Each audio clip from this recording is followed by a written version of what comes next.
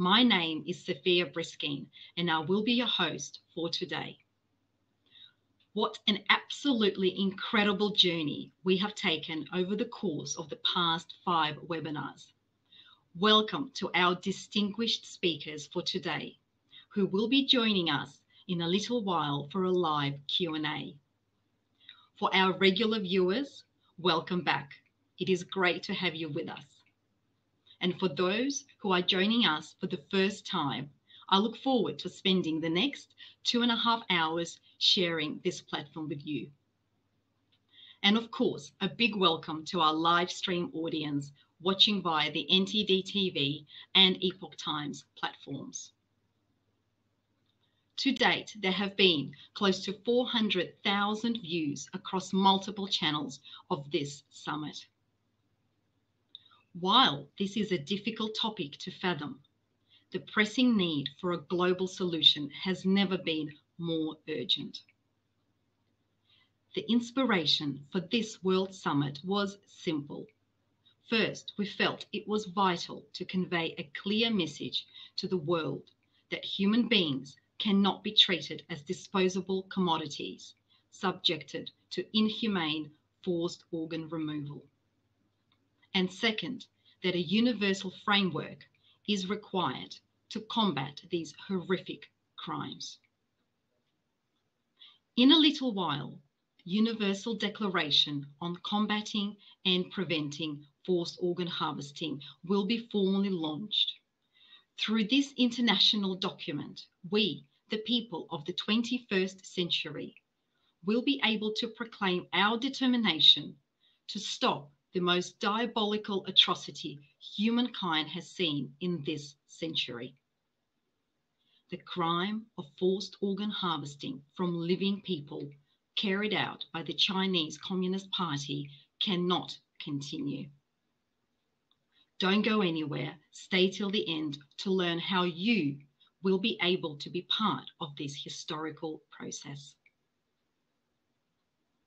Let me take this moment to briefly explain the proceedings for today. After the formal presentations of our speakers, the Universal Declaration will be launched by the 5 co-hosting NGOs. Following that, an announcement, our registered audience will join a live Q&A session with the presenters. And now, please allow me to once again welcome our expert panel for today's concluding session. They will discuss the importance of policy and legislative measures to address forced organ harvesting crimes. It is a crucial element in this conversation. China's continual denial of the atrocities on one side and the lack of condemnation from the West on the other only further creates a perpetual cycle of complicity. At the same time, we are inspired by the courage of those who take steps to propose and implement much needed changes. Without further ado, let's welcome our first guest speaker for today. We are honored to have with us Professor Arthur Caplan. He is a renowned professor and researcher of medical ethics, who is widely published and an expert on the topic of ethics in transplant medicine. Dr. Caplan is head of the Division of Bioethics at New York University, Langone Medical Center. Professor Caplan initiated a movement to decline journal articles from China which did not pass ethical standards. Today, we will discuss the ethical considerations of organ sourcing in state-sponsored forced organ harvesting.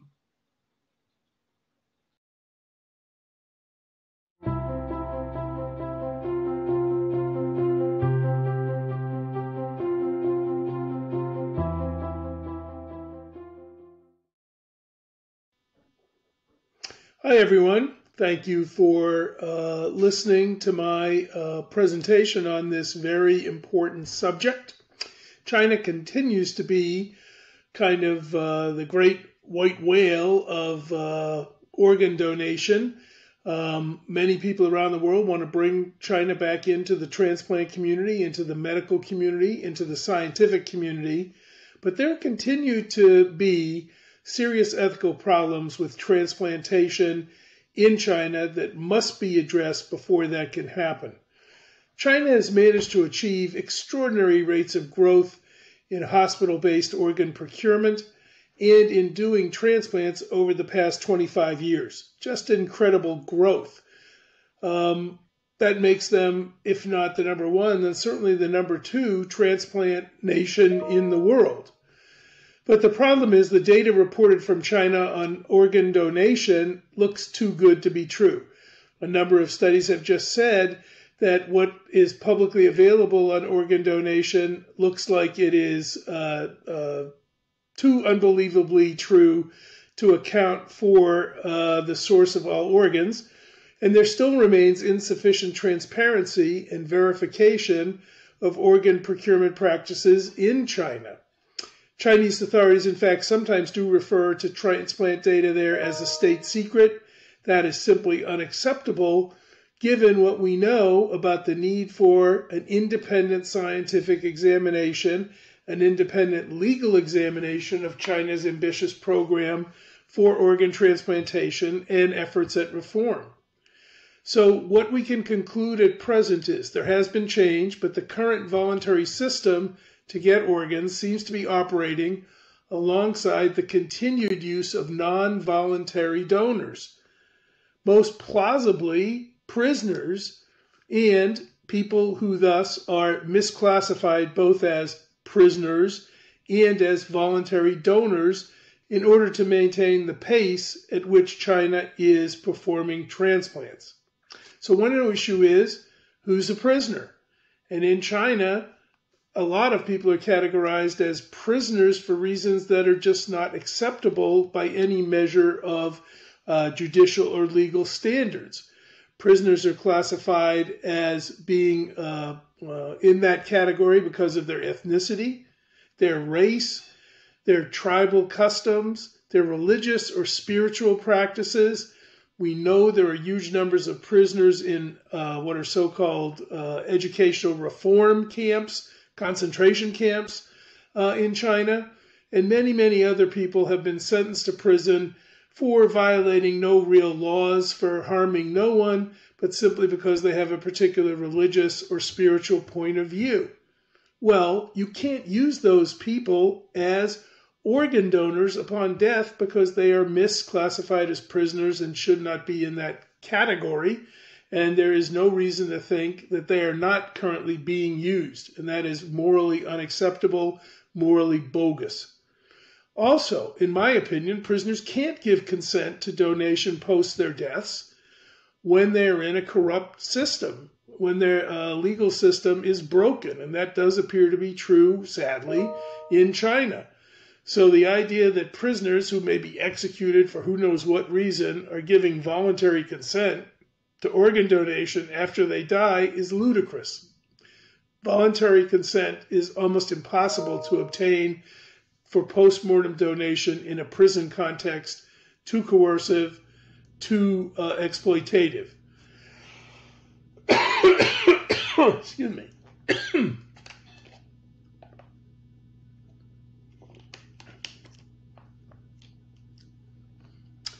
Voluntary consent is almost impossible to obtain in any prison system because of the pressure on prisoners, because of the inherent coercive nature of the environment.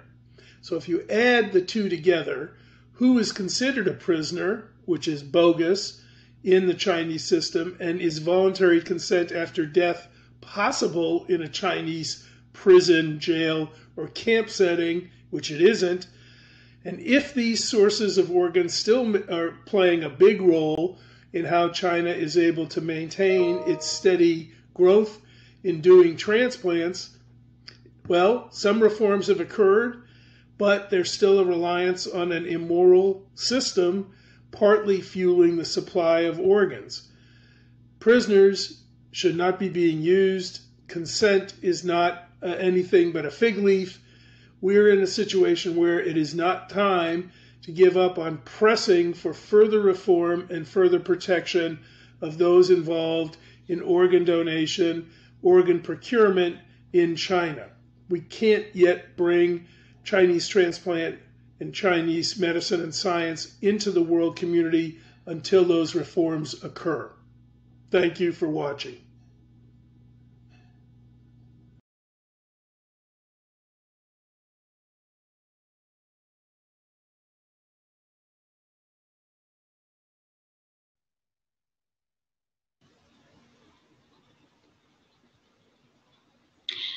Thank you, Professor Kaplan. Next, from Chile, we are delighted to welcome Mr. Jaime Naranjo Ortiz. Mr. Naranjo is a Chilean academic and politician and member of Parliament. He is the former Vice President of the Chamber of Deputies and former Vice President of the Senate. He is the recipient of numerous awards, including the National Human Rights Prize and Light and Memory Award from the Jewish community. As we endeavour to develop a universal framework to combat forced organ harvesting, our next speaker will give a guide for some proposed steps.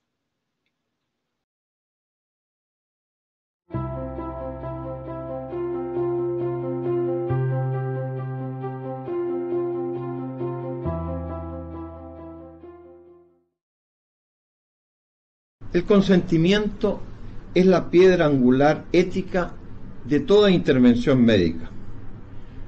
Compete a las autoridades de cada país definir, de conformidad con las normas éticas internacionales, el proceso de obtención y registro del consentimiento relativo a la donación de células, tejidos y órganos, el modo en que se organiza la obtención de órganos en su país y la función práctica del consentimiento como salvaguardia contra los abusos y las infracciones de seguridad. Los médicos que ya han determinado la muerte de un donante potencial no deberán participar directamente en la extracción de células, tejidos u órganos de ese donante, ni en los procedimientos subsiguientes de trasplante, ni ocuparse de la asistencia a los receptores previstos de esas células, tejidos y órganos. El tráfico de órganos humanos vulnera la dignidad humana y el derecho a la vida y constituye una grave amenaza para la salud pública. Para la erradicación del tráfico de órganos es imprescindible que las legislaciones nacionales y el derecho internacional público tipifiquen penalmente y sancionen la extracción ilícita de órganos de donantes vivos o muertos, que se regule la extracción, el decomiso y embargo y la cooperación internacional. El trasplante quirúrgico de órganos humanos de donantes fallecidos o vivos a personas enfermas o moribundas empezó después de la Segunda Guerra Mundial. En los últimos 50 años, el trasplante de células, tejidos y órganos humanos se ha convertido en una práctica mundial que ha alargado la duración y mejorado enormemente la calidad de cientos de miles de vidas. Gracias a la constante mejora de la tecnología médica, sobre todo en relación con el rechazo de tejidos y órganos, se ha producido un aumento de la demanda de estos, que siempre ha sido superior a la oferta, a pesar del notable aumento de la donación de órganos de personas fallecidas y del aumento de las donaciones de personas vivas en los últimos años. La escasez de órganos disponibles no solo ha llevado a muchos países a elaborar procedimientos y sistemas destinados a aumentar la oferta, sino que también ha estimulado el tráfico comercial de órganos humanos, sobre todo de donantes vivos, no emparentados con los receptores. Las pruebas de la existencia de este comercio ilegal y del tráfico de seres humanos que lo acompaña se han hecho más evidentes en los últimos decenios. Tenemos el caso de China. La organización y la sociedad del trasplante estipulan que, comillas, el uso de prisioneros en cualquier país que tenga pena de muerte viola los estándares éticos médicos, dado que los prisioneros no pueden dar su libre consentimiento, cierre comillas. El hecho de que la pena de muerte es aplicada en China continental ha supuesto que su sistema de trasplante de órganos sea puesto en duda por muchos expertos de la sociedad médica. Las 6 inspecciones a hospitales en China en el año 2015, realizadas por organismos internacionales, fueron programadas de antemano y ninguna de las visitas autorizadas se realizó en un centro de trasplante activo. En junio del año 2016, un informe elaborado por diversos científicos desveló que el número de órganos que se trasplantan al año en China se situaría entre los 60.000 y 100.000, números muy lejanos a los 10.000 que sostiene el régimen chino. Esta discrepancia en el número de trasplantes anuales, comillas, se compone por órganos de presos ejecutados, muchos de esos presos de conciencia encerrados por sus creencias religiosas o políticas, cierre comillas. Expertos en trasplante afirman que las prácticas de extracción forzada de órganos no ha cesado en la actualidad, a pesar de las promesas dadas por China desde el año 2014. Los expertos de las Naciones Unidas denuncian la extirpación de órganos en China, cuentan con un mandato de la ONU, pero no hablan en nombre de la institución, aseguran estar extremadamente alarmados con las informaciones que disponen. De acuerdo con las denuncias recibidas, los órganos extraídos con mayor frecuencia a los presos son corazones, riñones, hígados, córneas y a veces trozos de hígado. Desde hace mucho tiempo, miembros de la organización Falun Gong acusan al gigante asiático de practicar la extracción forzada de órganos a sus seguidores, que están encarcelados. De acuerdo a la tradición china, cuando una persona muere, es enterrada sin mutilaciones y muy pocos chinos aceptan la extirpación de órganos. Beijing siempre ha negado rotundamente estas acusaciones. La sustracción forzada de órganos en China parecen estar dirigidas a miembros de minorías étnicas, lingüísticas o religiosas determinadas que se encuentran detenidos, y muy a medida sin que se les explique las razones de su arresto o sin ninguna orden de tal, dicen los expertos. Además señalan que este asunto ya fue planteado con anterioridad a Beijing por expertos en derechos humanos en la ONU desde el año 2006 a la fecha sin éxito. Las autoridades chinas niegan una y otra vez estas denuncias y acusan a los expertos de las Naciones Unidas de calumniar a su país. Además, aseguraron que los expertos de la ONU carecen de criterio y de razonamientos rudimentarios y que han caído en la desinformación de fuerzas separatistas antichinas y del movimiento Falun Gong. ¿Qué es lo que proponemos para evitar el comercio internacional de órganos y particularmente la vulneración de los derechos humanos que ocurren en determinados países? Primero, que la comunidad internacional y particularmente las Naciones Unidas, a través del Alto Comisionado para los Derechos Humanos, deben enviar una misión a China para investigar la ocurrencia de prácticas de extracción forzada de órganos. Segundo, del mismo modo, la Organización Mundial de la Salud debe monitorear a las autoridades estatales de salud china para evitar el cumplimiento, para verificar el cumplimiento de los principios rectores sobre el trasplante de células, tejidos y órganos humanos. Tercero, asimismo, la comunidad internacional debiera propiciar la suscripción de todas las naciones que integran la ONU, del Convenio contra el Tráfico de Órganos, del Consejo de Europa, abierto para firmar y ratificar desde marzo del año 2015 en Santiago de Compostela. Es el primer instrumento internacional vinculante dedicado exclusivamente a la lucha contra el tráfico de órganos. Cuarto, este convenio internacional obliga a las partes que lo ratifiquen a tipificar como delito, con arreglo a su derecho interno, la extracción si se ha cometido intencionalmente de órganos humanos de donantes vivos o muertos. Quinto, debe estimularse la cooperación internacional para la persecución de los delitos de extirpación y tráfico de órganos en materia de investigación, extradición, decomiso y embargo. Sexto, estimular que los parlamentos nacionales aprueben resoluciones condenando la extracción ilícita de órganos y tejidos humanos y el tráfico de los mismos en el mundo y en particular en China.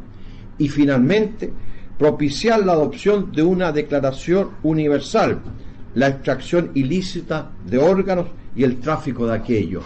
Creo que la comunidad internacional no puede quedar indiferente a lo que estamos asistiendo estos últimos años, como es el tráfico ilegal de órganos. Creo que los derechos de las personas, los derechos humanos fundamentales, son justamente respetar su dignidad.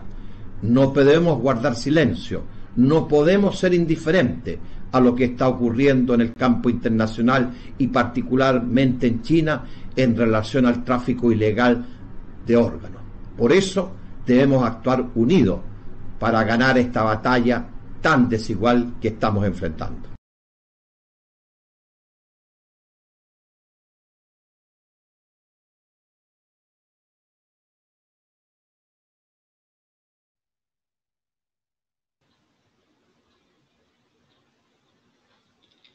Thank you for outlining such important steps, Mr. Naranjo, to combat forced organ harvesting.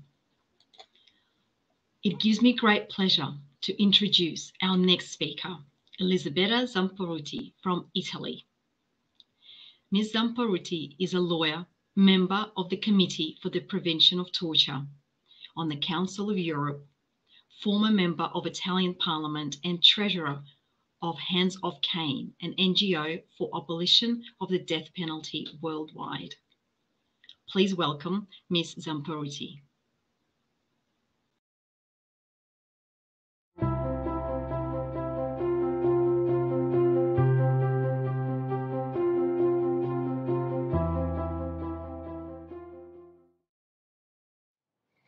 La parola tortura deriva dal latino tortus, torto, e a guardare, a sentire, a sapere quello che accade in Cina sull'espianto forzato di organi da detenuti per motivi religiosi, per appartenere a un gruppo etnico o linguistico, mi fa dire che la Cina è uno stato di torto, di tortura, non è uno stato di diritto.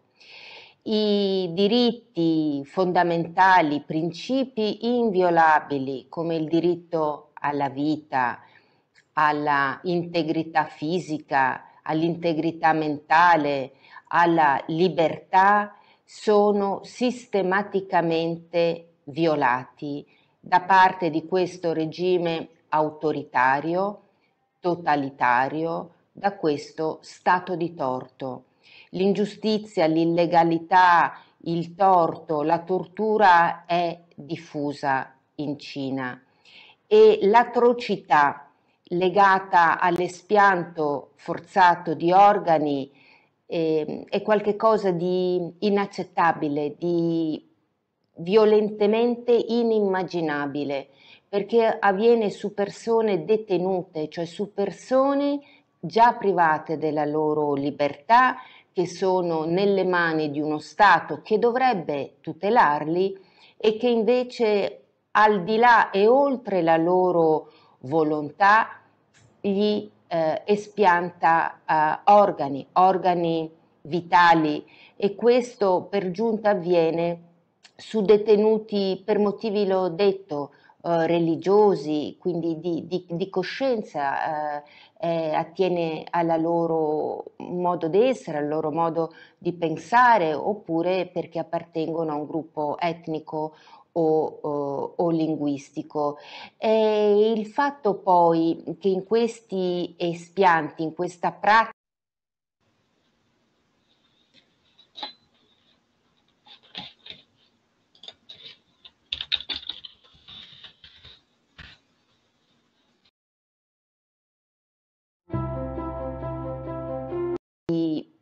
violentemente inimmaginabile, perché avviene su persone detenute, cioè su persone già private della loro libertà, che sono nelle mani di uno Stato che dovrebbe tutelarli e che invece al di là e oltre la loro volontà gli espianta organi vitali, e questo per giunta avviene su detenuti per motivi, l'ho detto, religiosi, quindi di coscienza, attiene alla loro modo d'essere, al loro modo di pensare, oppure perché appartengono a un gruppo etnico o linguistico.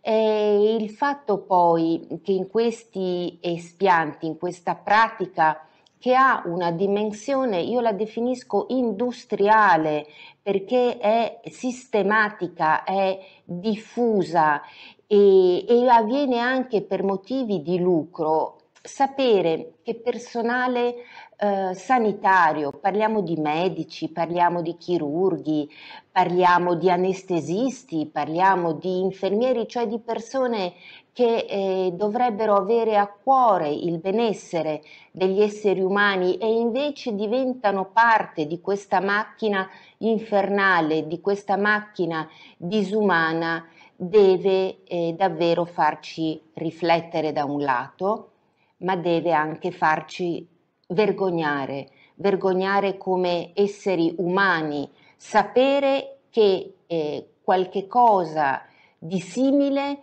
avviene in un paese, la Cina, con cui ci sono relazioni sempre più strette, sempre più consolidate.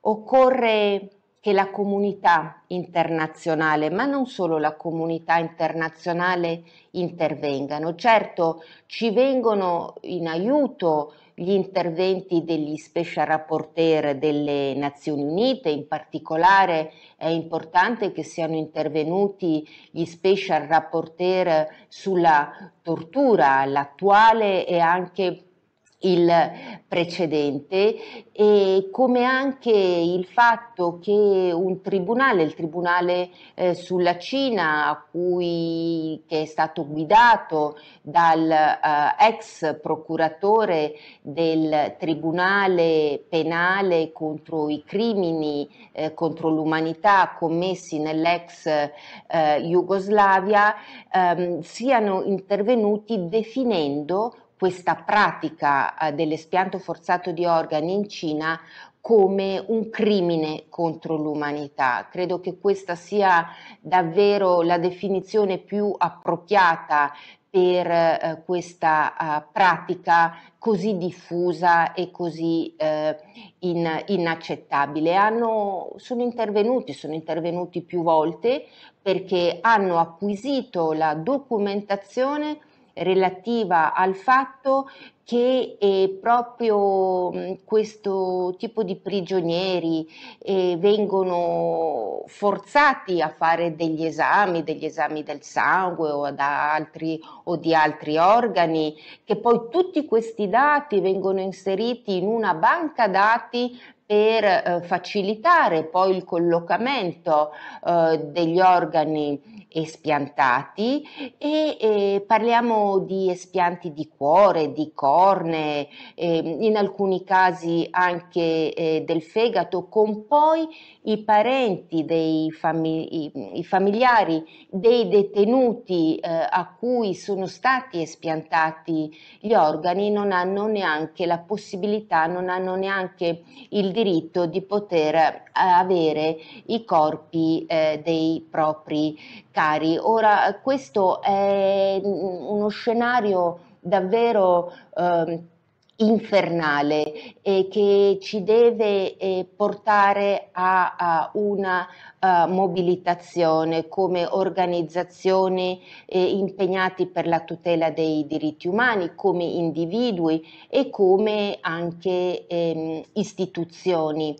Io penso che ci debba essere davvero un appello rivolto a tutti, ai cittadini, ma anche agli organismi sovranazionali. Dicevo, sono intervenute le Nazioni Unite, ma bisogna rivolgersi anche all'Organizzazione Mondiale per la Sanità, al Consiglio d'Europa, al Parlamento Europeo, a tutti quegli organismi che possono intervenire e che possono soprattutto dare indicazioni perché non si collabori con la Cina, non ci sia la minima collaborazione con personale sanitario o comunque che questo problema enorme, immane, sia posto come un problema prioritario in ogni interlocuzione in sede bilaterale o multilaterale col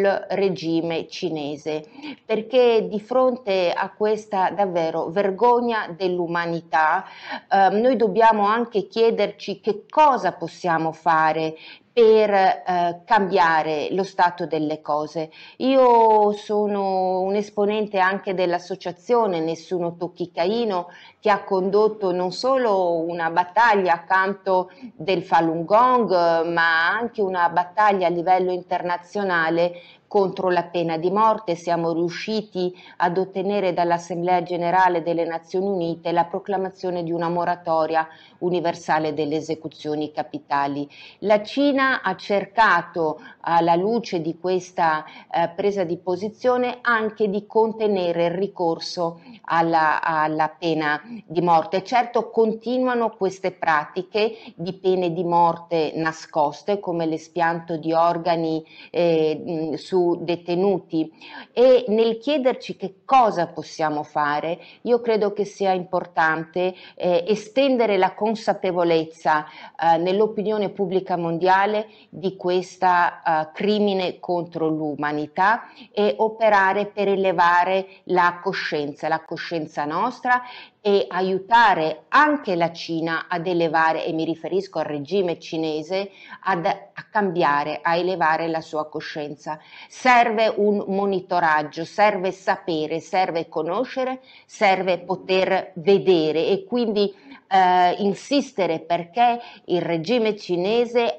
permetta anche un'indagine internazionale su questo crimine contro l'umanità, permetta a osservatori internazionali di andare in Cina a verificare quello che sta succedendo. Occorre poi far conoscere, perché per estendere la consapevolezza e aumentare ed elevare la coscienza serve conoscenza. Noi sappiamo come in fondo anche appelli internazionali abbiano contribuito a quantomeno far sì che la Cina nel 2015 introducesse una nuova normativa tale per cui la possibilità di mettere a disposizione organi espiantati avvenga solo in strutture ospedaliere e da parte di chi ha dato un consenso volontario a che questo avvenga. Sappiamo che non è solo in questo ambito che l'espianto di organi avviene, perché sappiamo che continuano gli espianti anche nei confronti di detenuti, e mi ha sconvolto sapere e leggere le notizie come l'espianto avvenga anche su detenuti ancora vivi, in particolare quando sono detenuti legati al movimento spirituale del Falun Gong.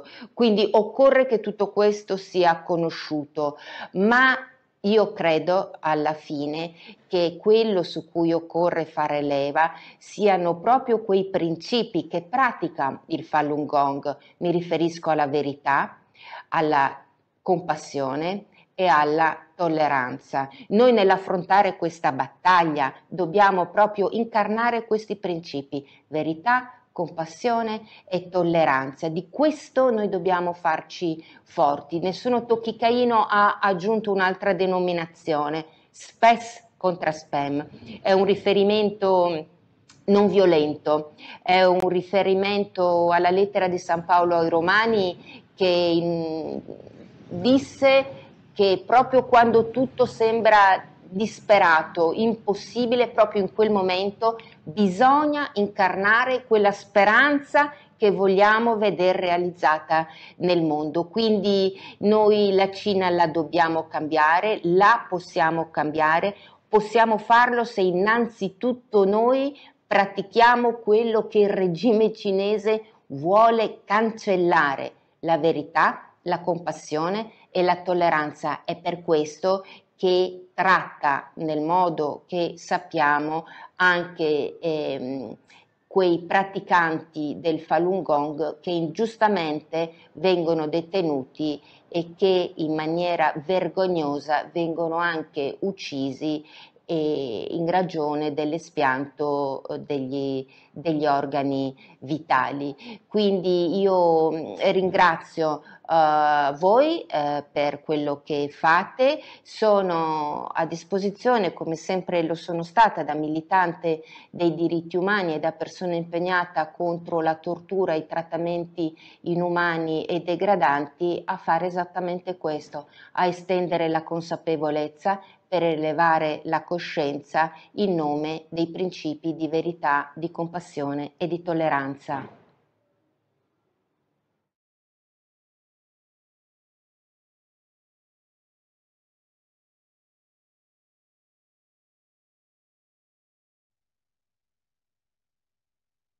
And thank you, Ms. Amparuti, for highlighting the importance of the universal values that all humanity can cherish and respect. Next, we welcome Krzysztof Leżinski. He is a Polish political and human rights activist denouncing fascism and communism. Since the 1960s, he was a leader in the Solidarity movement in Poland, for which he spent 15 years in prison. He is a noted journalist, chief editor, photographer, author, and alpinist. Mr. Leżinski is a voice that shows courage in the face of oppressive regimes, one who is not afraid to speak up for justice.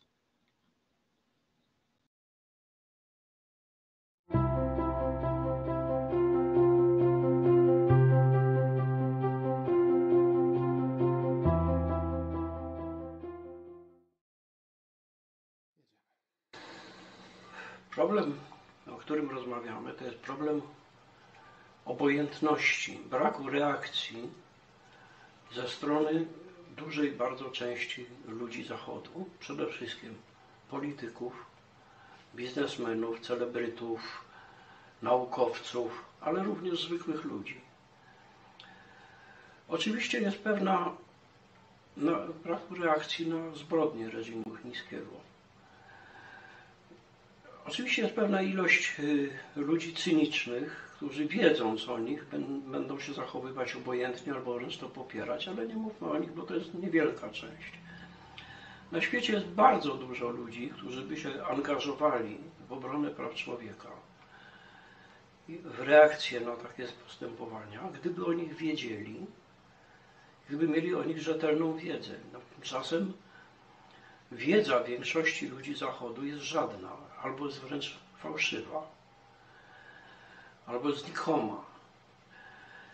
Nasz cały system edukacji, przede wszystkim historycznej, ale i politycznej, skoncentrowany jest na sprawach naszej cywilizacji, na historii naszej cywilizacji i przede wszystkim tego się uczymy w szkole, tego się uczymy na uczelniach. Natomiast o dwudziestowiecznej historii Chin nie wiemy prawie nic. I to nie jest tylko wynik wieloletniej izolacji tego kraju, to jest wynik obojętności. To jest problem, który trzeba przełamać. Jeżeli sobie przypomnimy słynną wypowiedź Shirley MacLaine, że najlepsze, co się przytrafiło Chinom, to rządy Mao, to zapytajmy Jaką wiedzę miała Shirley MacLaine na temat Chin? No żadną albo fałszywą. Dla nas może być szokiem, że podanie jako wielkiego szczęścia są rządy największego zbrodniarza w historii świata. Ale no, tak to wyszło. Co z tym trzeba zrobić? Trzeba przede wszystkim edukować. Przede wszystkim edukować tych, którzy odpowiadają za przekazywanie wiedzy społeczeństwu, czyli dziennikarzy.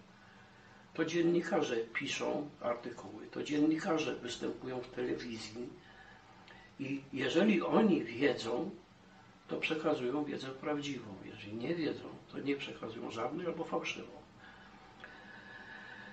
Co jest ważne,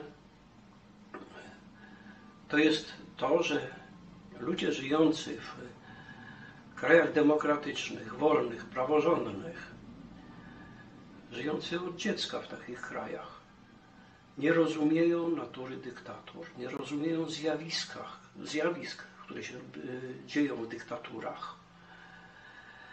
Nie rozumieją tego, jak groźne dla wszystkich jest to, że dyktator wszystko może, że nie ma żadnych ograniczeń, żadnych hamulców, żadnych instytucji, które by go powstrzymywały. On nawet nie ma doradców, bo on ma klakierów.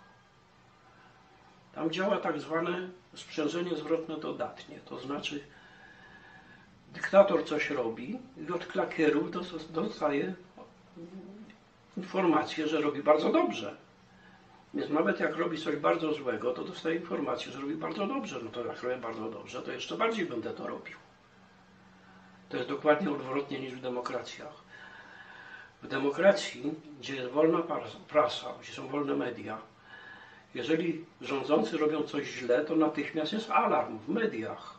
Natychmiast alarm ze strony społeczeństwa, że robią źle. W dyktaturze jest odwrotnie. Największym kłamstwem dyktatury, powszechnie występującym we wszystkich dyktaturach, jest takie hasło, że niewinni nie mają czego się bać. Nieprawda. Na kaprysach dyktatorów cierpią właśnie ci głównie niewinni. I tutaj takim przykładem właśnie z rządów Mao Tse-tunga jest kampania Tygrys robi wielki skok naprzód, czyli tak zwana kampania wielkiego skoku. Kiedy Mao doprowadził do śmierci głodowej co najmniej 45 milionów ludzi w ciągu 3 lat, co najmniej, bo tyle jest udowodnione na podstawie już jawnych dokumentów, a prawdopodobnie było tego dużo więcej. Szacuje się tak, że politolodzy szacują, historycy, na 64 miliony. I z czego to wynikało? Z 2 rzeczy. Z centralizacji i z kolektywizacji. Czy on chciał zagłodzić swój własny naród? Nie. On chciał prześcignąć Anglię w produkcji stali. On chciał w krótkim czasie zbudować potężną gospodarkę, co było kompletnie niemożliwe. A działało to w ten sposób, że każda prowincja, każdy powiat musiał się wykazywać sukcesami. Każdy urzędnik musiał się wykazywać sukcesami. Jak się nie wykazywał sukcesami, to szedł pod ściankę. Był skracany o głowę. Więc wszyscy zawyżali sprawozdania, zawyżali wysokość plonów, a centrala na tej podstawie ustalała dostawy obowiązkowe i zabierała całą żywność ze wsi. Bardzo proste. To jest właśnie przykład tego, że ci niewinni mogą najwięcej właśnie stracić. Takich przykładów można by więcej. Dlaczego dzieje się tak straszna rzecz jak grabież organów w Chinach? Głównie od ludzi ze środowiska Falun Gong, gdzie są po prostu prywatne osoby nie zajmujące się żadną polityką, zwyczajnie wyłapywane, zwyczajnie mordowane po to, bo że czyjaś nerka czy serce się może komuś przydać, no, można sprzedać. Otóż dyktatura nie traktuje ludzi jako obywateli, tylko jako narzędzia. Człowiek jest dla dyktatury narzędziem do realizacji jej celów. nie ma praw obywatelskich, nie ma praw człowieka. Człowiek jest elementem masy. W systemie komunistycznym mówi się o masach, a nie o ludziach. I dlatego tego człowieka można tak traktować. I tu mamy, przypomnijmy takie słynne powiedzenie Stalina. Ludzi u nas mnogo. No co, że tam ludzie giną? A ludzi u nas dużo. Prawda? Więc ludzie są zasobem dla dyktatury. Teraz wobec takich zbrodni są możliwe różne postawy. Można przyjąć postawę: a moja chata z kraja, ja się tym nie zajmuję, mnie to nie interesuje, ja sobie żyję spokojnie na uboczu, mnie to nie dotyczy. Można przyjąć postawę ucieczki. Ja uciekam z tego kraju, prawda, albo uciekam gdzieś na odludzie, albo uciekam gdzieś, chowam się i tak dalej. A można przyjąć postawę walki. Postawa walki jest trudna, bo wymaga wyrzeczeń, bo się narażam na represje najróżniejsze, czasami nawet bardzo groźne. Tylko teraz ja bym zadał pytanie takie ludziom z wolnych krajów. Fajnie, no żyjemy w demokracji, wybieramy sobie swoje władze, żyjemy w dobrobycie, żyjemy w wolności słowa, możemy mówić co chcemy, możemy podróżować gdzie chcemy, możemy nawet sport uprawiać jaki chcemy, co w dyktaturze niekoniecznie jest możliwe. Pamiętamy, że w NRD wyznaczano ludziom, uczniom już w szkole, co mają trenować, nie? Nie mogli sobie wybierać. No, a kto to wszystko wywalczył? Czy ci, co uciekli? Czy ci, co schowali się w prywatność? Nie. Ci niepokorni. Ci, którzy się narażali. To tym ludziom zawdzięczamy, tym narażającym się, zawdzięczamy się to, że my teraz możemy spokojnie żyć. I oczywiście to jest strasznie trudna postawa. Oczywiście. Oczywiście związana jest z kosztami nawet w życiu prywatnym, najróżniejszymi. I tylko ktoś, kto przez to wszystko przeszedł, wie, jak dużymi kosztami. Ale z drugiej strony, kto pcha świat do przodu? No ci niepokorni pchają świat do przodu. Ci niepokorni, ci, co postępują inaczej niż wszyscy. Ludzie postępujący tak samo jak wszyscy nie stworzyli jeszcze nigdy niczego nowego. To trzeba o tym pamiętać.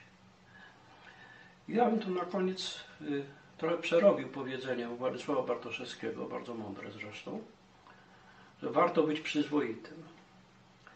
Ja bym powiedział, warto być niepokornym. Dziękuję.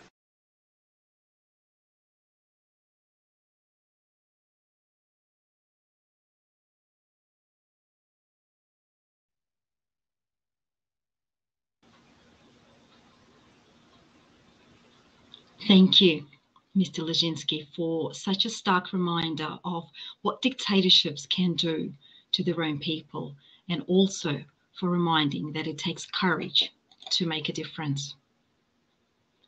Next, we have with us Thomas Roden, joining us from Denmark. Mr. Roden is a political science student at the University of Copenhagen. He is known for his humanitarian and advocacy work in supporting Hong Kong democratic dissidents and combating human rights violations in China. He is the chair of the Danish China Critical Society. Mr. Roden is an inspiration for the younger generation of policymakers and provides a fresh view for building relationships with the Chinese regime.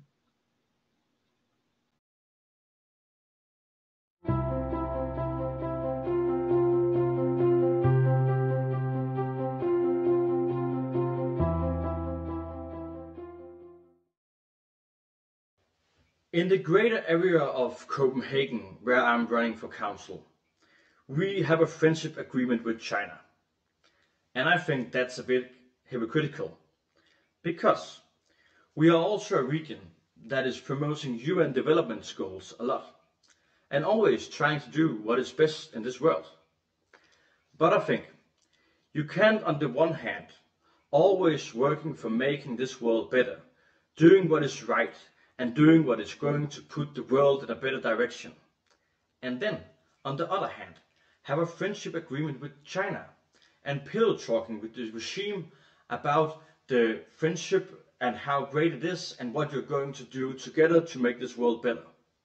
Because the Chinese regime is not doing this world better, it's doing evil things to this world.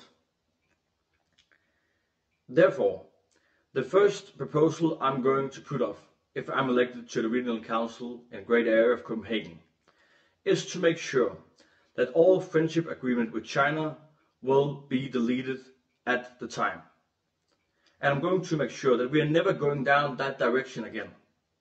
Because as a region that believes in human rights, that believe in development, that believe in equality for human beings, we can't be friends with a country where they are making a genocide against the Uyghurs, cracking down on Hong Kongers, and stealing organs from the Falun Gong.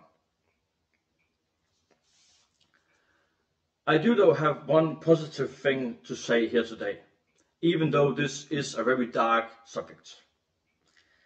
I think that in my generations, new political waves are coming up, and I feel them. We don't just want to sell our products to China, if that means we can't tell the truth about what China is doing, and if that means we are selling out our own soul. Therefore, on a positive note, I think this world is going to move in a better direction, in a direction where especially European countries who have been falling behind will step up and say to the Chinese regime that we cannot accept the way you are behaving in this world. We can't accept the way you are destroying the global society, and we can't accept the way that you're treating your own people. I think this conference is very important because it's doing what the Chinese regime is fearing the most, is telling the truth. And the truth is a very, very, very powerful thing, because the truth is often what is taking regimes and pulling them down from their all might. Therefore, today, the last things that I want to say is, all my friends, please keep up standing up against the CCP. Keep on telling the truth about how China is forcing Uyghurs to give their organs or stealing their organs, and how they are killing people to steal their organs and sell them on the market, and how this regime is destroying humanity by taking the dignity away from people. Because this is what the regime is fearing the most, that we will stand up every day and tell the truth about the horrible things that they're doing to this world. Thank you a lot for giving me the time to speak, and let's stay strong in the fight for freedom and human dignity. Nice talking to you.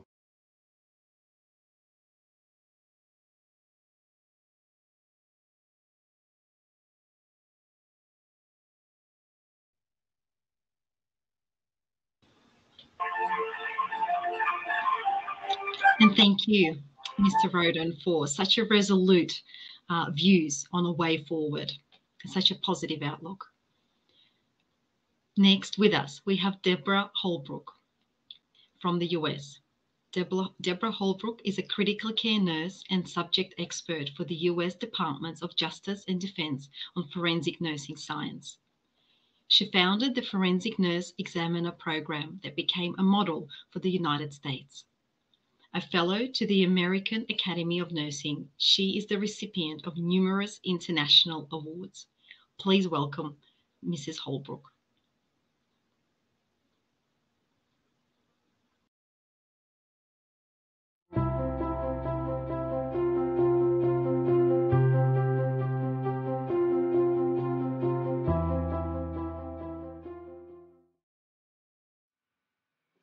Hello, and thank you for having me.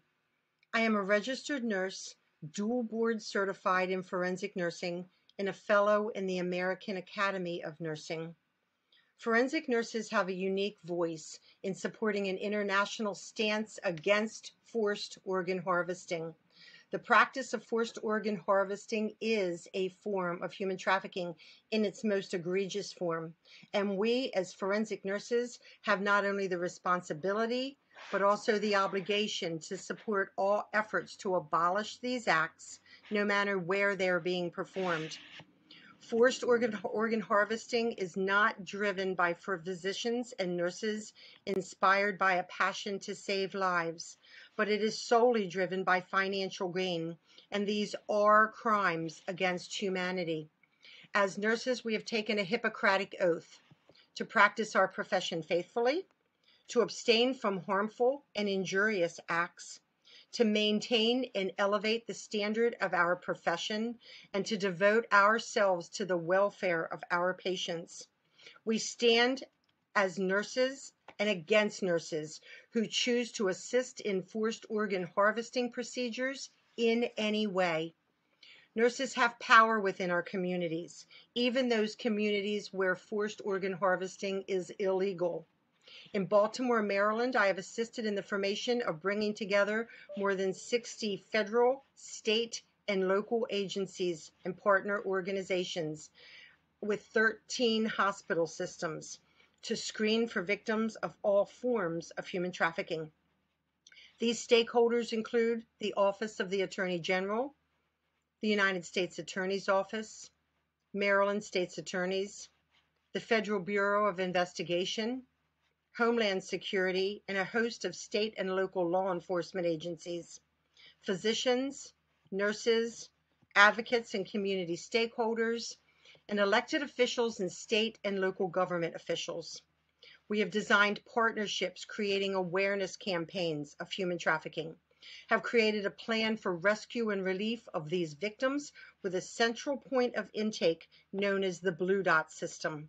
We hold each other accountable in our screening of patients for trafficking crimes and provide a unified response against all forms of human trafficking. We have created and strengthened legislation that is trauma-informed and does not blame victims for trafficking crimes, but holds offenders accountable. I have worked to form a human trafficking medical subcommittee where we have broken down silos, joining 13 hospital systems, including Johns Hopkins, in creating screening policies and training for medical nursing and healthcare staff, embracing a Blue Dot response as a central point of intake to protect patients, and putting victim patients first over and above financial gain. We have added forced organ harvesting to the list of human trafficking crimes and created awareness in hospitals, including keeping a watchful eye out for patients who suddenly make plans to leave the waiting list for legally procured organ transplant to travel abroad. This potentially flags these patients as perpetuating this market of organ harvesting. We are looking for those healthcare providers who may be involved in arranging for these patients to leave the country for illegal harvesting, and will fight to support their prosecution. In numbers, nurses have the power as well as the moral and ethical obligation to hold each other accountable as healthcare providers, to educate our peers as well as our communities that forced organ harvesting must be abolished worldwide. As citizens of the world, we are all potential victims of this crime as we travel abroad to countries who have not made this practice illegal. No person has the authority to decide who is worthy of living and who is not worthy. The Academy of Forensic Nursing supports our mission of linking research to practice through scholarship, education, and service to those affected by and responding to trauma.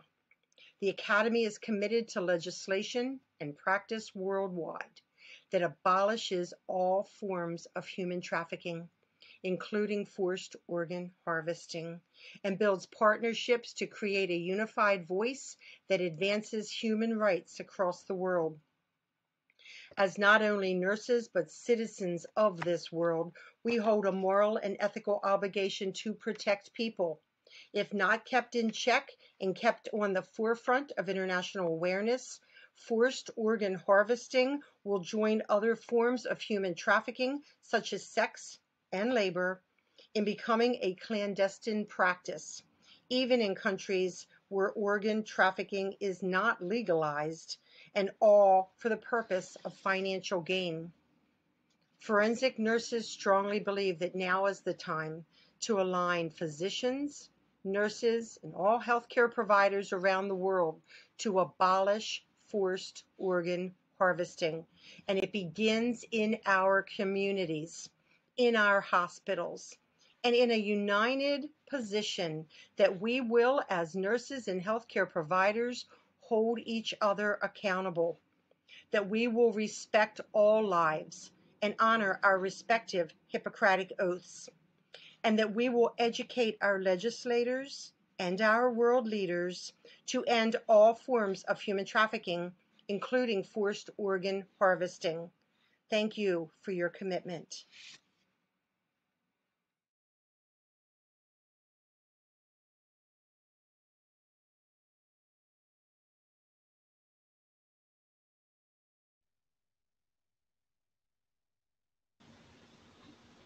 And thank you, Mrs. Holbrook, for your determination and all the amazing work that you do. And now we have with us Professor Curtis from the UK. Professor Curtis is an honorary professor at the UCL Genetics Institute in London. He currently works full-time in genetic research and identification of risk factors for mental illness.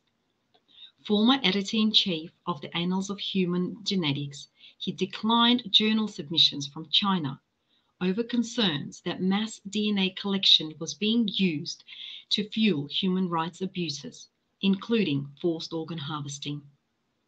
Acting on his personal conviction, he calls for more rigorous selection criteria for research journals and believes policymakers need to take action to regulate this area. Let's have a listen.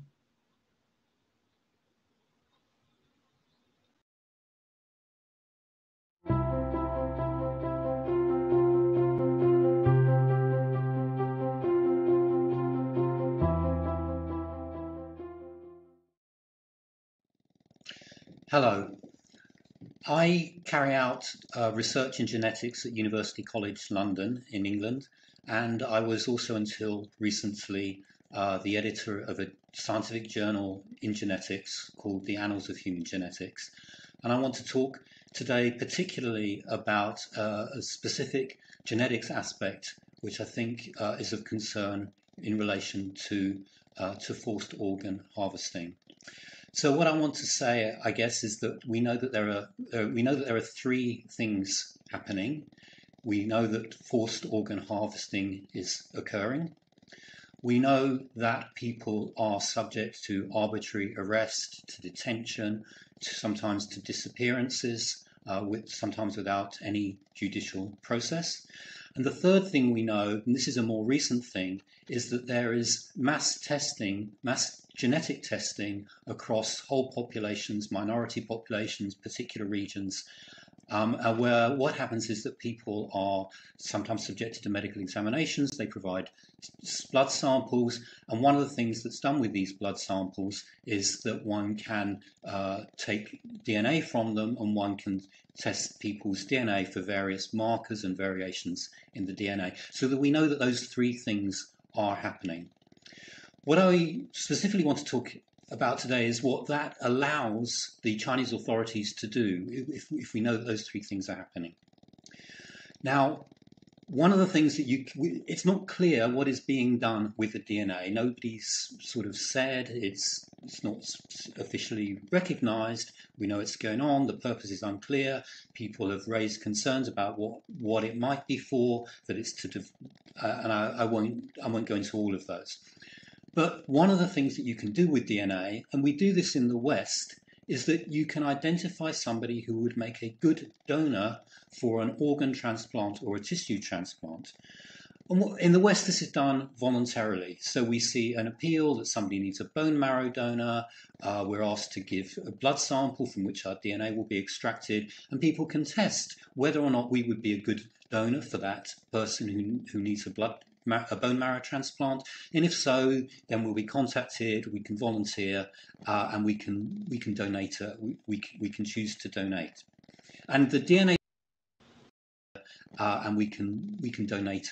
We can choose to donate, and the DNA that we've provided also gets put into a sort of repository, a library, and that means that if somebody comes along in the future, because we've consented to this, if somebody comes along in the future and needs a bone marrow transplant or whatever it is, then their blood sample can be checked against all the ones in the library, and a suitable donor can be found. We're very familiar with this. Now, what I want to say today is that we don't have evidence for it, but that could be happening in China now. And it's very hard to see why that would not be happening. Here you have a regime that is collecting samples from which they can get DNA from all these people. And we know that they have no compunction about arresting people, detaining people, and we know that they have no compunction about forced organ harvesting. And what I want to say is that brings what to me is a uniquely sort of terrible new dimension to this process. I remember when we used to be told that forced organ harvesting was happening to executed prisoners, and then it was to sort of convicted prisoners, and then it was to maybe prisoners who maybe hadn't even been convicted of anything, or people who've been detained for no reason whatsoever. So what this means that the Chinese authorities are now capable of doing is that if somebody needs a transplant, a bone marrow transplant, but it might be a heart or a kidney or a lung.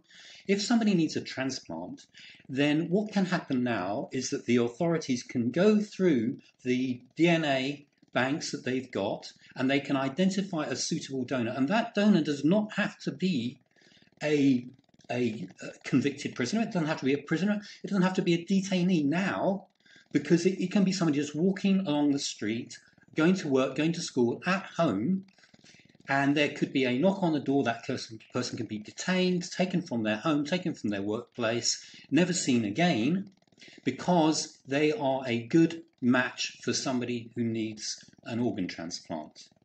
So in a way, what this has the potential for is to treat entire populations as kind of a human farm of potential organ donors. Now, as I say, we don't have evidence that is what's happening. We do have evidence that forced organ harvesting is happening. We do have evidence for arbitrary detention and people disappearing. And we do have evidence that there is this mass DNA collection going on. And for me, the question is, given this is possible, why on earth would the Chinese authorities not do that?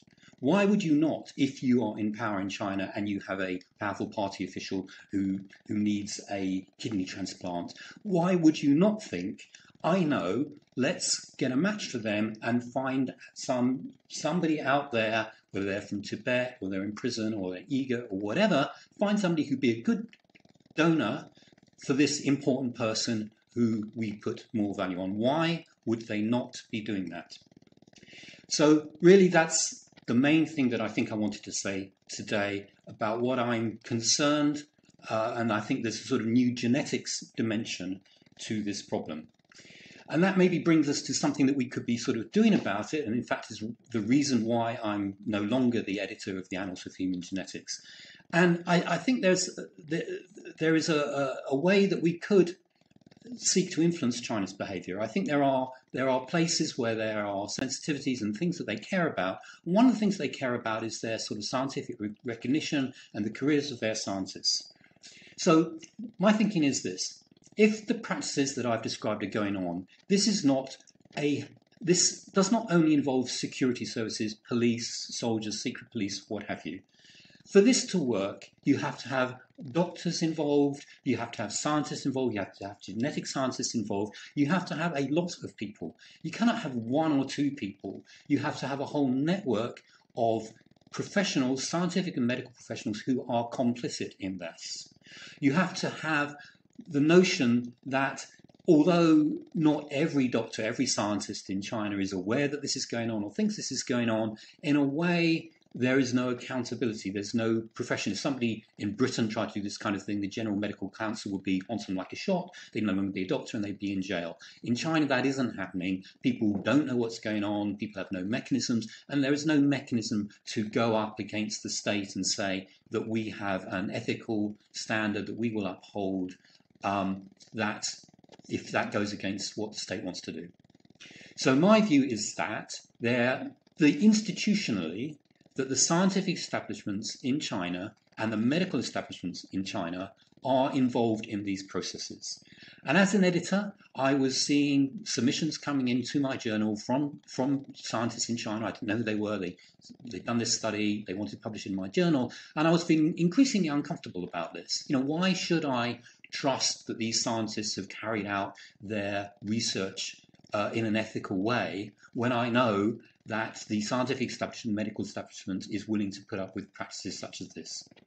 And so what I thought we should raise as a question, and this is a question, it's a big step, it's not saying we should do this, but should we, as a medical and scientific profession, be having a more formal boycott of cooperation with China? And what that would mean for scientific journals is that we would not consider submissions coming out of China, coming from Chinese doctors, coming from Chinese scientists. We would be saying, look, your profession is complicit in these practices.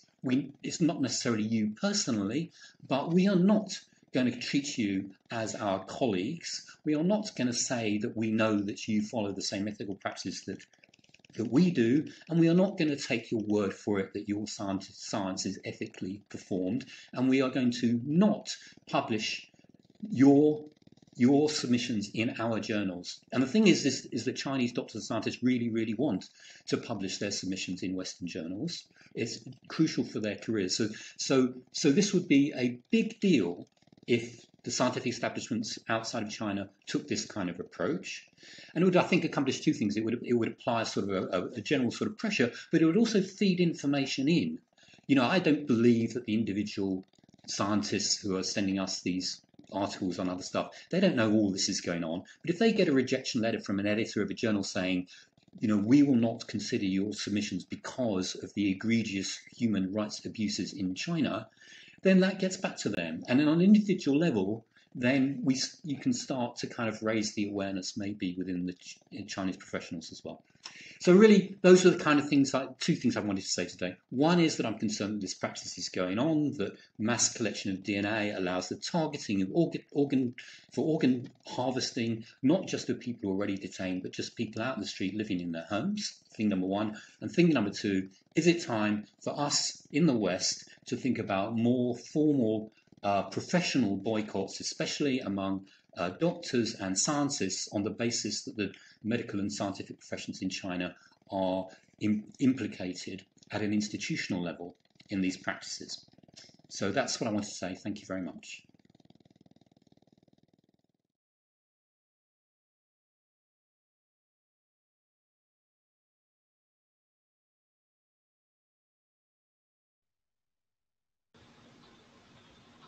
And thank you, Professor Curtis, for sharing your insights and raising such an important point with us today.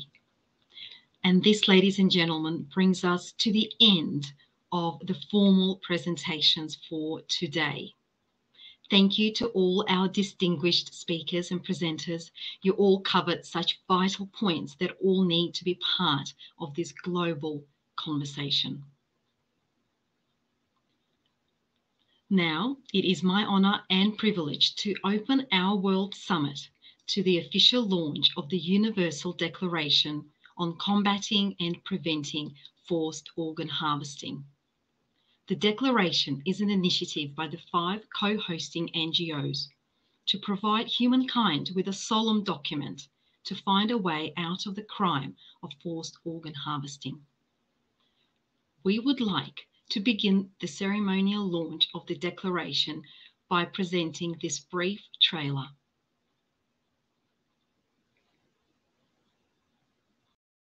After World War II, humanity took a firm stand to protect the fundamental rights of all human beings.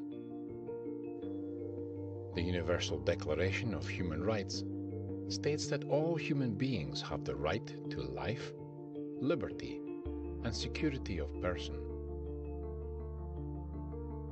But now an evil, unspeakable crime is hiding behind a noble profession devoted to saving lives. In China, innocent people are arbitrarily detained, tortured, and killed for their organs at an industrial scale. The Chinese regime has turned doctors into executioners, and this has been happening for decades now.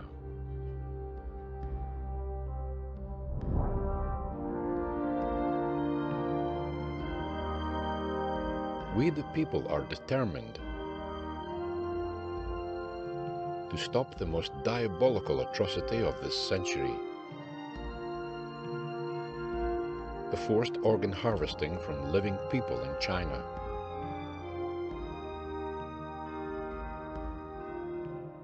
Join those who have taken a righteous stance. Become a defender of human rights.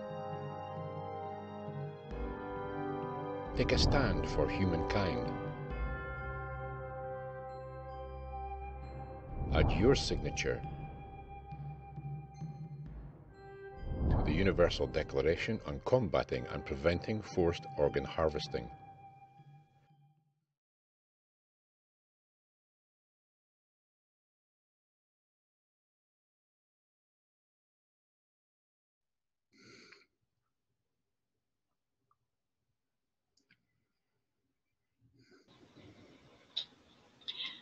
Next, I would like to invite you to listen to the directors of the 5 co-hosting NGOs who will briefly talk about their motivation that led to the writing of the Universal Declaration.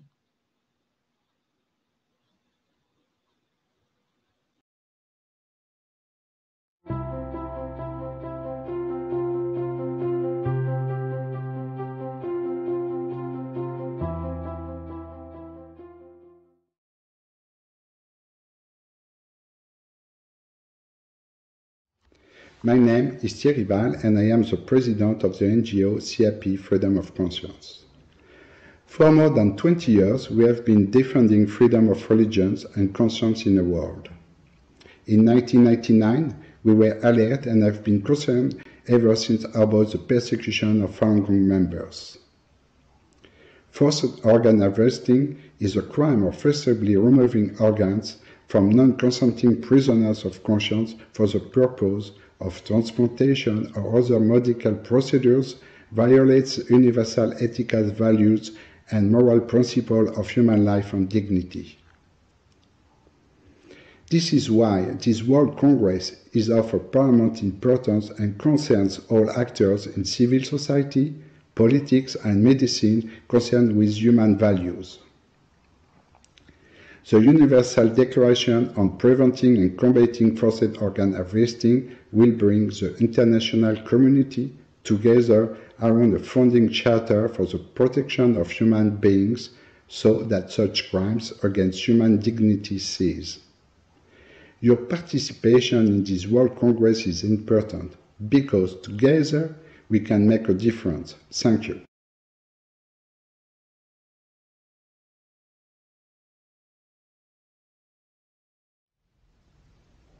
Independent investigations and reports, as well as objective review and judgment by the China Tribunal, have shown beyond reasonable doubt that the practice of state-sponsored forced organ harvesting from living people has occurred and continues to occur in China. Witness testimonies and phone interviews with medical personnel at Chinese hospitals are credible and show that the main victim group of these crimes are Falun Gong practitioners, who have been brutally persecuted by the Chinese government for over 2 decades. Although the evidence is irrefutable, one has to ask why the international community has not been able to stop these crimes against humanity. It is fair to say that hundreds of thousands of Falun Gong practitioners, likely many more, have been murdered for their organs in the past 2 decades. Yet it appears that the global community, by remaining silent, has not honored or abided by the Universal Declaration of Human Rights. I believe the Universal Declaration on Combating and Preventing Forced Organ Harvesting is needed for two major reasons. Firstly, the Universal Declaration of Human Rights was written and adopted in the aftermath of the Holocaust to prevent further human rights abuses. However, the persecution and forced organ harvesting of the Falun Gong group are still occurring in China as we speak. Thus, the Universal Declaration on Combating and Preventing Forced Organ Harvesting is not only a step towards improving the human rights situation after the fact, but an initiative to stop these crimes while they are still occurring. Secondly, it appears that the Universal Declaration of Human Rights fails to capture the specific, unbelievable crime of forced organ harvesting from persecuted groups in China. We need a document that specifically addresses the abominable practice of forced organ harvesting. The murder of innocent people for the organs must not be perpetrated by the medical profession. For the reasons stated in the introduction to the Universal Declaration on Combating and Preventing Forced Organ Harvesting, we ask for your support by joining us in our efforts to end this derailment of medical ethics.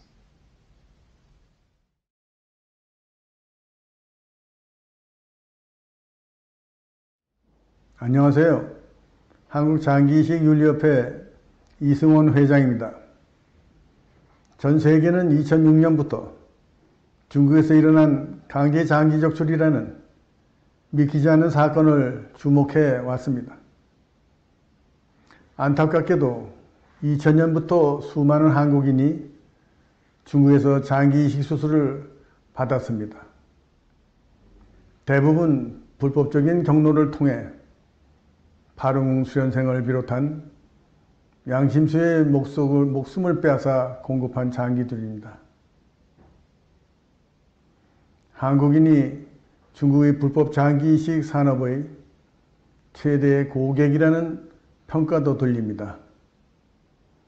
민주와 정의가 살아있는 한국이 이런 말을 듣는다는 것은 정말 수치스러운 일입니다. 여러 조사 보고서와 독립재판소의 판결을 통해 우리는 이 사건이 전대미문의 사악한 인권 탄압이라는 것을 알게 되었습니다. KAEOT는 중국의 강제장기적출 실상을 알리는 영화를 상영하고 포럼을 진행해 수천 명 이상이 참여했으며 수십만 명의 한국인이 지지 서명을 동참했습니다. KAEOT는 이미 지난해 한국 정부의 장기이식 범죄에 연루된 중국 의사들의 명단을 제출하고 이들이 한국에 입국해 활동하는 것을 금지시킬 것을 촉구한 바 있습니다. 그리고 이를 저지하기 위한 모든 결심과 행동은 인류 양심이 아직 살아있음을 보여주는 증거라고 생각합니다. 전 세계의 의료계, 법조계, 정치계, 그리고 시민사회에서 함께 나서서 바로잡아야 합니다. 전 세계의 전문가들이 제안한 강제장기적출 근절 및 방지를 위한 세계선언에 KAEOT는 전폭적인 지지와 동참을 약속합니다. 우리는 지구상에서 강제장기적출이 근절될 때까지 힘을 보탤 것입니다. 여러분의 많은 참여와 성원을 바랍니다.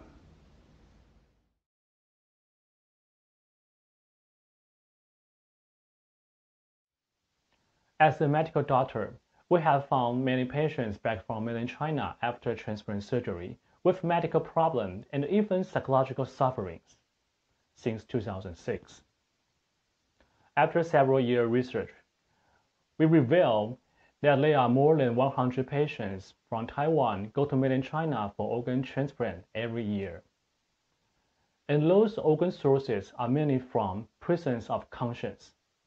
The most victims are Falun Gong practitioners. They are being killed for their organs by Chinese Communist Party. millions of people are still in danger.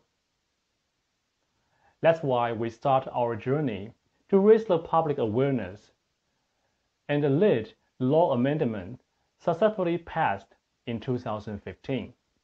After that, we found the illegal overseas transplant numbers significantly decreased in Taiwan. However, the issue is globally. Patients are still continuing to go to mainland China for organ transplant worldwide and get involved in the crime against humanity. The fight has not come to the end.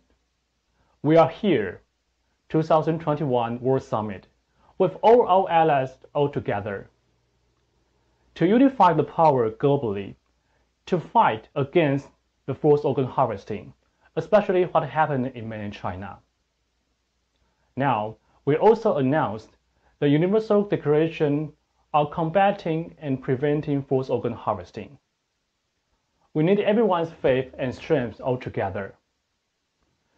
This is the most important turning point in mankind history.「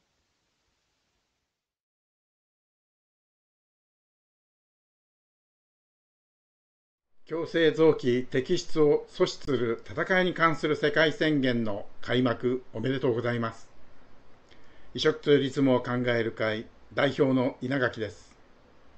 現在、国際社会は中共ウイルス感染拡大による被害に苦しんでいます。この感染拡大は中共の隠蔽体質によって起こされたことは疑いの余地はありません。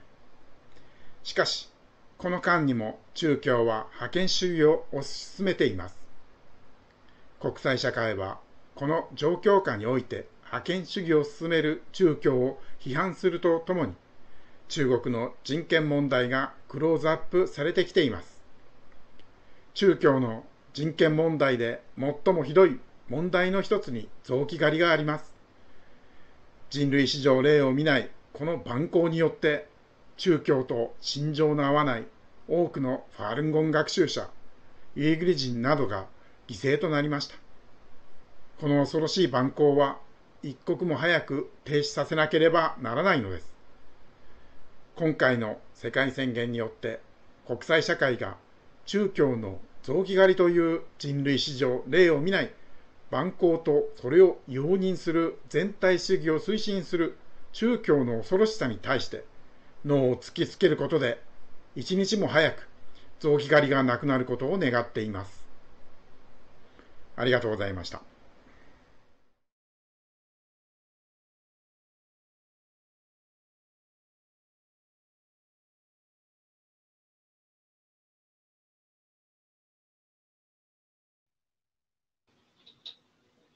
Thank you for the 5 co-sponsoring NGOs announcing their support for the Universal Declaration to combat and prevent forced organ harvesting.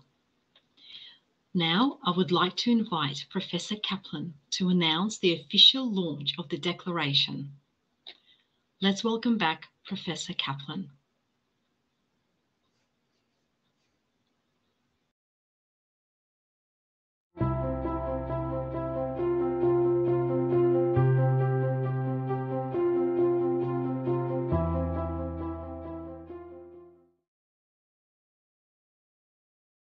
Hello, I'm Arthur Kaplan. I'm the head of the Division of Medical Ethics at the NYU Grossman School of Medicine, and I've been working for many, many years on issues surrounding transplantation, both procurement and allocation, both in the United States and overseas. And today I'm very proud to announce, endorse, and urge support for the Universal Declaration on Combating and Preventing Forced Organ Harvesting. This is a document that builds on the Universal Declaration of Human Rights, which recognizes the inherent dignity and the equal and inalienable rights of all members of the human family as the foundation, the fundamental foundation for freedom and justice and peace in the world. The Convention for the Protection of Human Rights and Dignity of the Human Being with regard to the application of biology and medicine further cements this Universal Declaration I'm announcing to you today, and it has a protocol on human rights and biomedicine concerning transplantation of organs and tissues. So, building on those documents, the Universal Declaration on Combating and Preventing Forced Organ Harvesting says and does many things, but most importantly, in my view, it calls on all governments to combat and prevent forced organ harvesting by providing for the criminalization of certain acts and to facilitate both at the national and international levels the criminal prosecution of forced organ harvesting. What do we mean by certain acts? The Declaration means organ donation should always be donation. It should not be coerced. It should not be something that does not respect the choice of the individual. And it has to show fundamental respect in getting organs and tissues for transplant for the individual's welfare and well-being. If it's not doing that, it ought to be illegal. I think all governments, as the Declaration says, should take the necessary legislative measures to establish as criminal under their domestic laws the removal of human organs from living or deceased donors, especially when that removal is performed without the free, informed, and specific consent of the living donor or prior to their death by the deceased donor.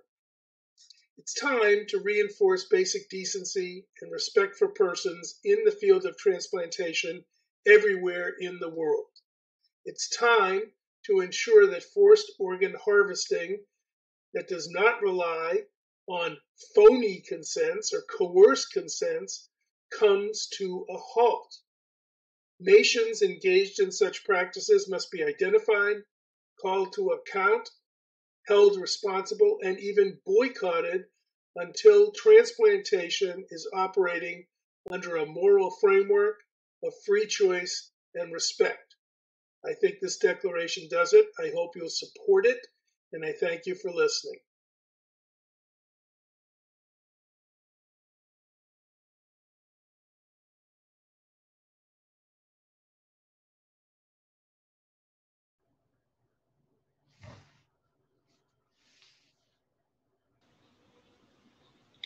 Thank you, Professor Kaplan. What a historic moment, and it is so good to have your endorsement of this newly announced Universal Declaration. Finally, I would like to introduce Mrs. Teresa Chu, a renowned human rights lawyer from Taiwan. The 5 co-hosting NGOs have invited Mrs. Chu to be the chairperson of the steering committee of the Universal Declaration. Mrs. Chu will now elaborate more on the declaration itself.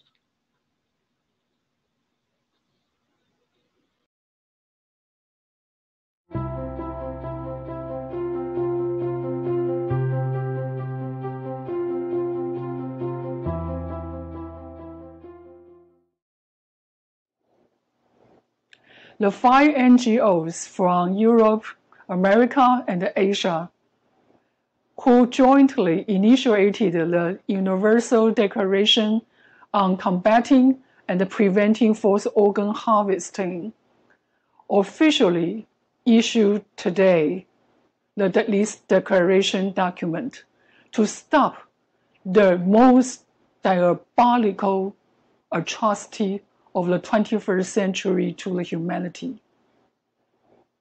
To realize and safeguard the inherent dignity and the inalienable rights of all members of the human family, we will do our utmost to implement what is stated in this declaration, including but not limited to, first, on the state level, promoting legislation against forced organ harvesting in each state, and promote coordination among judiciary, administration, and the legislation to jointly combating forced organ harvesting. Second, on the international level, promoting all states the connection, analysis, exchange relevant information regarding illegal organ procurement, and promote international cooperation on investigation into forced organ harvesting by the CCP.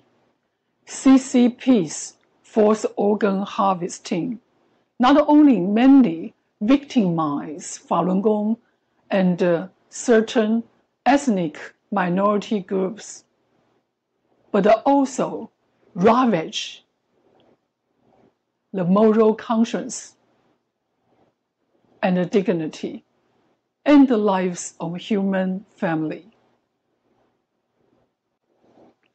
Please support the Universal Declaration on Combating and Preventing Forced Organ Harvesting and end the evil with us together. Thank you.